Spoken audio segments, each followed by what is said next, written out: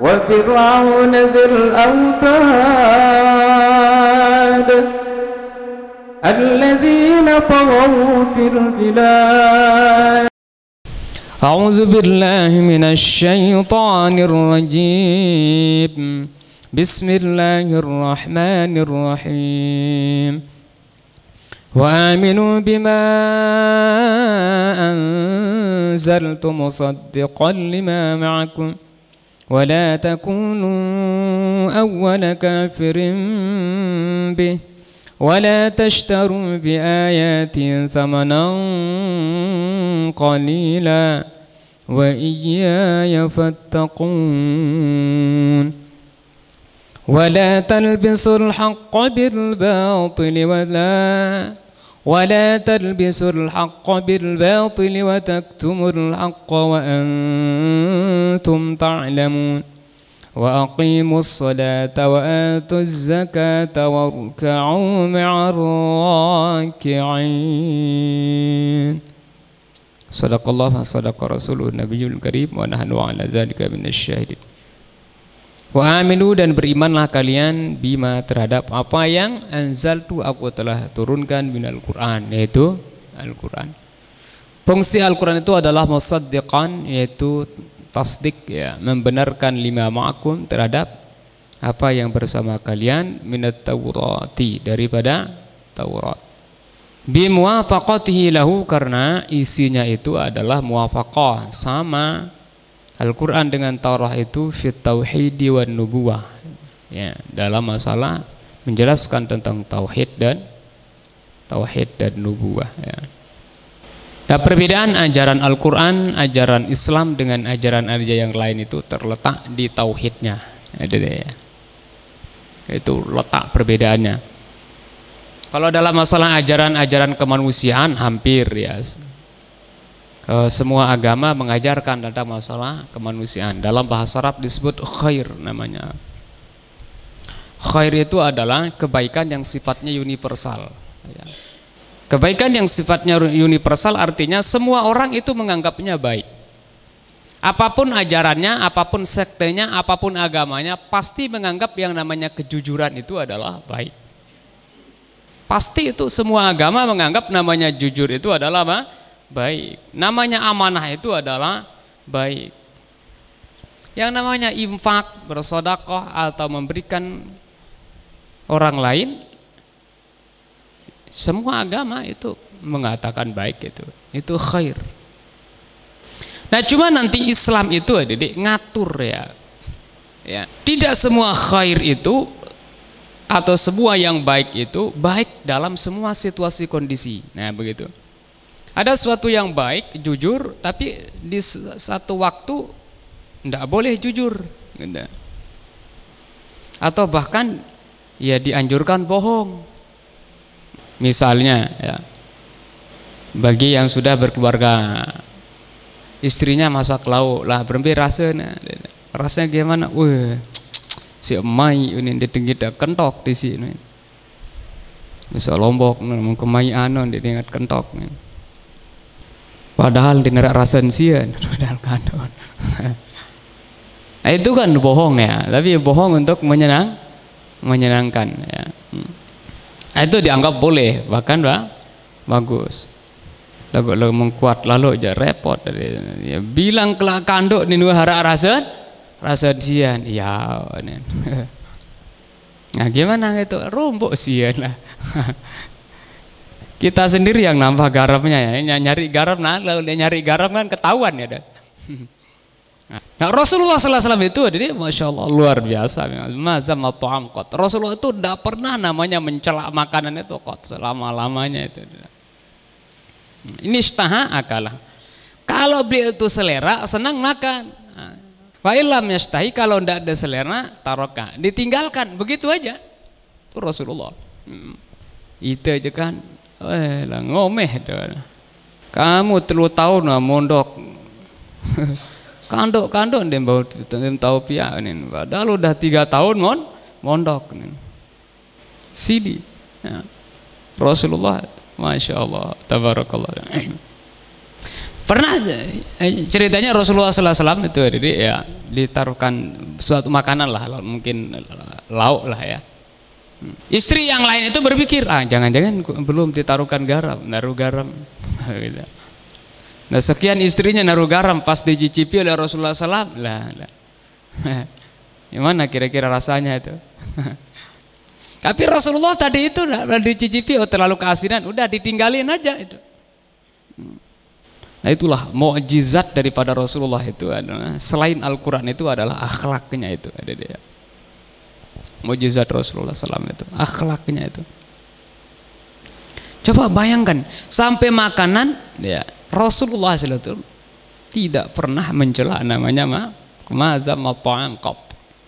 Rasulullah SAW itu tidak pernah namanya mencela makanan. Itu akhlak Rasulullah SAW itu luar biasa. Nah kembali ke tadi itu ada sesuatu yang baik kelihatannya atau jujur misalnya itu dalam satu waktu-waktu nanti itu bisa ndak boleh atau ndak bagus. Misalnya Nabi Ibrahim ya. Nabi Ibrahim dihadang di tengah jalan. Beliau bersama istri beliau namanya Sarah ya. Kalau dia itu mengatakan bahwa Sarah itu adalah istrinya, itu bermasalah. Kalau dia mengatakan istrinya, bisa jadi Nabi Ibrahim akan dibunuh dan sebagainya kan. Akhirnya beliau mengatakan, pasti tanya ini siapa? Oh ini saudari saya, ya, saudari seagama. Akhirnya baru lolos. Nah ini kan bohong, tapi bohong yang dibolehkan gitu. Berarti tidak selamanya maksud saya itu. Nah di sini Islam ngatur dalam hal ini. Tidak selamanya jujur itu adalah baik dan tidak selamanya bohong itu adalah buruk, gitu. Nah kembali ke tadi itu, kalau khair itu ya artinya yang sifatnya universal, kebaikan yang sifatnya universal itu semua agama itu mengajarkan. Tapi nanti ada ya hal-hal yang tidak bisa dijangkau oleh akal, dijelaskan oleh wahyu, dijelaskan oleh Al-Quran. Misalnya babi ya. Itu mereka makan babi dulu. Ini mereka belum bisa menjangkau itu apa bahaya atau apa yang terkandung dalam babi itu. Akhirnya dimakan aja. Al-Quran turun. Darah. Hurrimat alaikumul maitatu waddamu wa lahmul khinzir. Hurrimat alaikumul maitatu. Bangke. Kita mungkin orang dulu udah bangke pas udah mati ayamnya udah sembelih aja. Atau udah jadi bangke, baru mati mungkin dimakan. Tunah dan bahasa Lombok, sayang kali. Oh, Islam tidak membolehkan ada. Darah misalnya.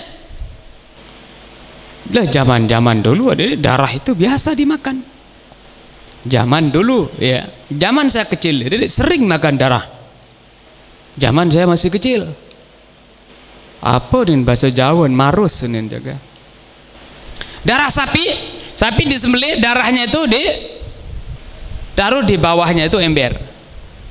Nah, itu nanti direbus. Lalu direbus agak sedikit kental kayak agar-agar jadinya. Itu kelak santan tadi itu. Kita makan itu dulu. Padahal ya tidak terlalu jahiliyah lah zaman saya. Tapi masih di tempat saya itu pada saat itu orang makan darah. Lah Islam udah jelas, tidak membolehkan. Nah, disinilah pentingnya yang namanya wahyu. Disinilah pentingnya namanya ajaran agama. Artinya tidak cukup hidup itu hanya berdasarkan akal saja. Nah itu sebabnya dalam kepercayaan Ahlus Sunnah wal Jamaah itu orang yang hidup dalam masa fatrah namanya. Masa fatrah itu adalah masa kekosongan daripada kenabian, masa kosong daripada nabi. Itu mereka tidak dianggap berdosa melakukan sesuatu yang salah. وَمَا كُنَّا مُعَذِّبِينَ حَتَّى نَبْعَثَ رَسُولًا. kami itu tidak menyiksa orang sehingga kami mengutus rasul. Nah ini sebabnya terjadi perdebatan adik-adik ya. Nanti suatu saat lah nanti kita bahas tentang bagaimana ibu daripada Rasulullah, bapak Rasulullah, ada yang mengatakan itu adalah masuk neraka. Dalam pandangan Ahlussunnah wal Jamaah enggak. Kenapa? Karena pada masa itu kenabian belum ada. Rasulullah sallallahu alaihi wasallam itu belum diangkat menjadi rasul untuk menjelaskan mana yang baik, mana yang buruk. Nah, salah satu dalilnya tadi, wa ma kunna mu'azzibina hatta nab'atsa rasula. Tidaklah kami itu mu'azzibin, menyiksa hatta nab'atsa rasula, sehingga kami mengutus seorang rasul. Artinya hidup ini tidak bisa cukup dengan akal. Harus ada tuntunan selain akal itu wahyu, tuntunan Allah SWT. Apakah orang jahiliyah itu tidak berakal sehingga membunuh anak-anaknya? Tidak. Berakal mereka. Apakah orang-orang jahiliyah itu tidak berakal sehingga mereka menyembah patung atau menyembah kue yang dibikin jadi patung, setelah disembah kemudian selesai disembah dimakan? Nah coba bayangkan itu. Patung dibikin jadi kue, setelah selesai disembah dimakan bareng-bareng. Ini akalnya masih ada, cuma gimana ya, karena tidak ada tuntunan wahyu, akhirnya seperti itu. Makanya sering kita dengar itu adik-adik ya, dalam satu waktu, dalam waktu yang hampir bersamaan, adik-adik ya, hampir bersamaan, Sayyidina Umar itu ya dilihat itu senyum gitu. Tidak lama setelah senyum tiba-tiba nangis. Kok Sayyidina Umar kok begitu, kata sahabat. Anda ini nangis kok sekarang senyum, dan senyum nangis. Walaupun ini diragukan ya cerita ini ya, kalau di surah Nabawiyah hanya surah Nabawiyah hanya Pak Quraisy Shihab, ini cerita ini diangkat cerita ini, tapi beliau meragukan kesahihan, kebenaran daripada cerita ini. Sayyidina Umar udah senyum, udah nangis, senyum nangis. Ya bisa jadi orang bisa seperti itu, tadinya senyum tiba-tiba kok nangis. Apa kata Sayyidina Umar di saat ditanya? Saya tersenyum, kenapa? Karena saya mengingat zaman saya sebelum masuk Islam, kami menyembah patung, artinya menyembah berhala yang dibikin dari kue, setelah selesai disembah kemudian rame-rame dimakan. Nah dianggap lucu itu. Makanya beliau tertawa, senyum sendiri. Bukan gila, ada. Ada orang yang senyum-senyum sendiri juga itu ya, karena ada faktor tertentu. Kalau ini ada pengalaman yang lucu. Kemudian saya menangis, katanya saya teringat masa lalu. Nah ini yang diragukan ya. Termasuk orang yang nauzubillahi min zalik, membunuh anaknya hidup, menimbun anaknya hidup. Datang Islam, Masya Allah. Islam ya sangat menghormati martabat derajat daripada perempuan.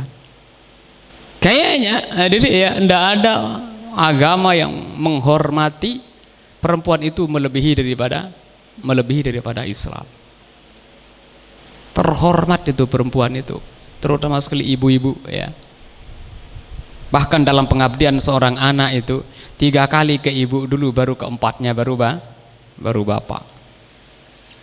Itu penghormatan Islam itu kepada perempuan, yaitu sebagai seorang ibu.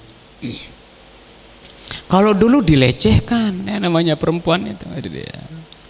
Perempuan itu dilecehkan sebelum Islam itu datang.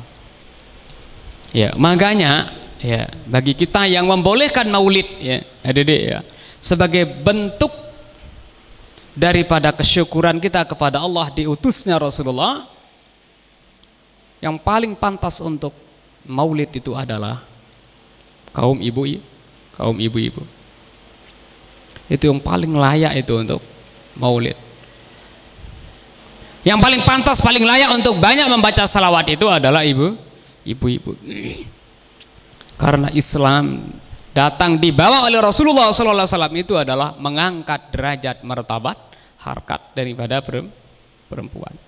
Yang tadinya di saat dia masih kecil justru dibunuh. Ada yang mengatakan pas lahir perempuan langsung ditimbun. Ada yang mengatakan setelah 6 tahun, setelah 6 tahun baru diajak menuju ke lubang yang sudah disiapkan.